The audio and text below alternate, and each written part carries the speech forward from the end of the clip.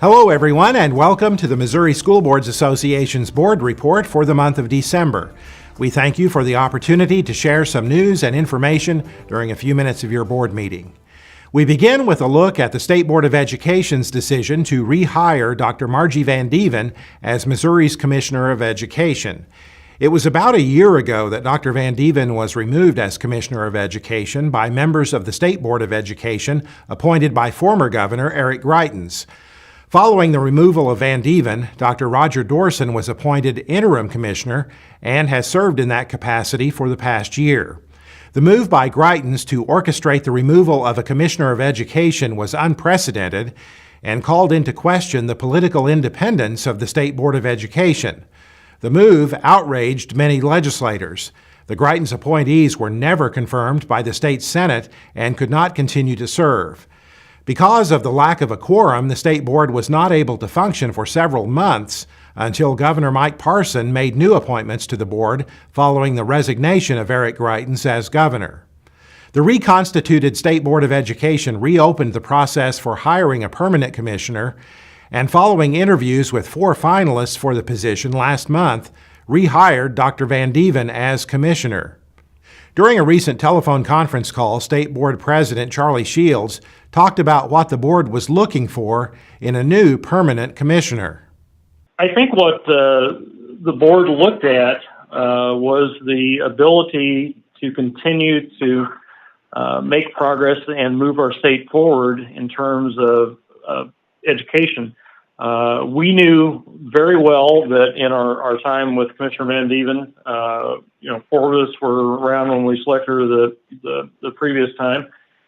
We knew that what she could do and how you bring the education community together, work with a governor's office, work with the legislature to advance education in the state, and that we were confident that that same kind of work would continue into the future.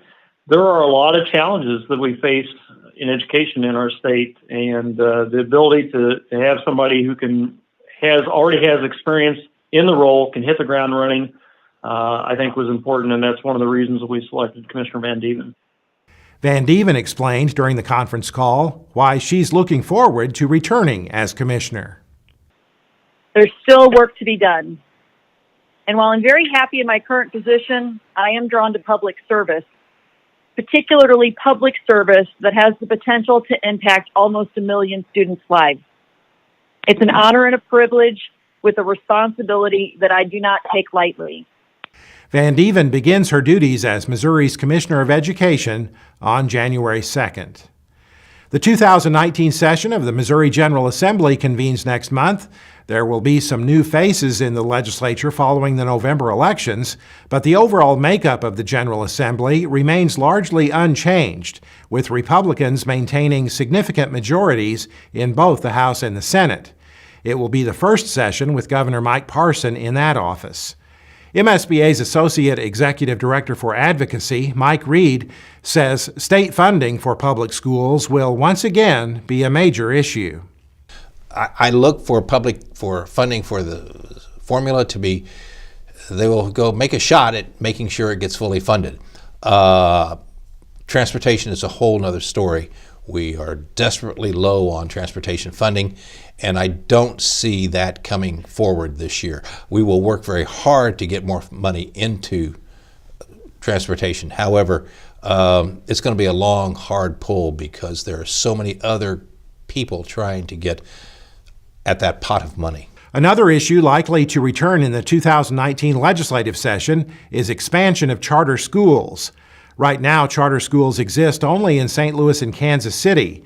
However, bills are likely to be introduced in the coming legislative session to expand charters to other school districts in the state. Kansas City Superintendent Dr. Mark Bedell says the growth of charter schools in that district has resulted in inefficiencies and unnecessary duplication of services for students. He says school districts throughout the state need to be concerned that the expansion of charter schools could put additional strain on funding available for schools. It goes back to the financial resources that we already are thin on. We know right now that We have a $200 million or somewhere in that range deficit with transportation, and we think as the tax rolls come in this year with all of the tax cuts and all of those good things, that the state's going to find itself in some tough scenarios, being able to continuously fully fund education.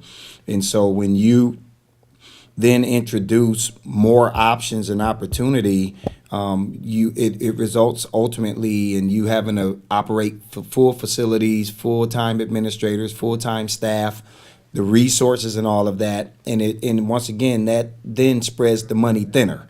MSBA supports only those charter schools that are authorized by local boards of education and subject to the same accountability standards as other Missouri public schools. Be sure to make plans now to attend MSBA's annual Legislative Forum, Public Schools Day at the Capitol, on February 11th in Jefferson City. Registration information is available on the MSBA website. That's it for this month's edition of the MSBA Board Report. Thanks for allowing us to have some time at your board meeting, and so long from Columbia.